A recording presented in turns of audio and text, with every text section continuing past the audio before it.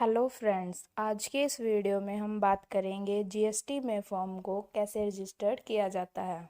तो चलिए स्टार्ट करते हैं। जीएसटी में फॉर्म को दो तरीके से रजिस्टर्ड किया जाता है। फर्स्ट है हमारा कॉम्पोजिशन फॉर्म और सेकंड है रेगुलर फॉर्म। अब हम देखेंगे कि इन दोनों फॉर्म में क्या डिफरेंस होता है। सबसे पहले बात करते हैं टर्नओवर लिमिट की। अगर किसी फर्म की एक साल की सेल यानी एक साल की टर्नओवर 1.5 करोड़ से कम है तो फर्म को कॉम्पोजिशन फर्म में रजिस्टर कराया जा सकता है। और अगर किसी फर्म की एक साल की सेल 1.5 करोड़ से ज़्यादा है तो फर्म को रेगुलर फर्म में रजिस्टर करवाना ज़रूरी होता है। नेक्स्ट पॉइंट है हमारा जीएसटी रिटर्न। कॉम्पोजिशन फर्म को क्वार्टरली रिटर्न यानी 3 महीने में केवल एक बार ही रिटर्न देना पड़ता है, जिसे CMP08 रिटर्न कहते हैं।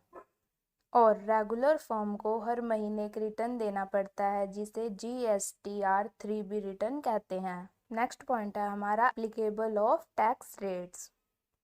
कॉम्पोजिशन फर्म में परचेज पर लगने वाली जीएसटी की इनपुट नहीं ली जाती और ना ही सेल पर जीएसटी लगाई जा सकती है।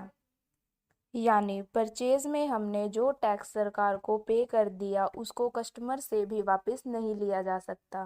और रेगुलर फर्म को इनपुट जीएसटी और आउटपुट जीएसटी का पूरा रिकॉर्ड रखना पड़ता है, यानी हर मंथ कितनी परचेज की और उस पर कितना टैक्स पे किया, और हर महीने कितनी सेल की और उस पर कितना टैक्स कलेक्ट किया, ये सब रिकॉर्ड रखना पड़ता है।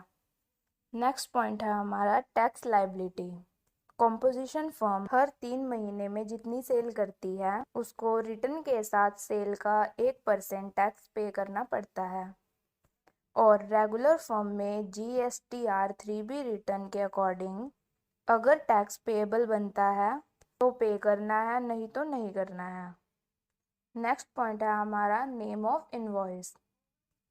कॉम्पोजिशन फर्म में जो बिल बनता है उसे बिल ऑफ सप्लाई कहते हैं और रेगुलर फर्म में जो बिल बनता है उसे टैक्स इनवॉइस कहते हैं। Thank you friends.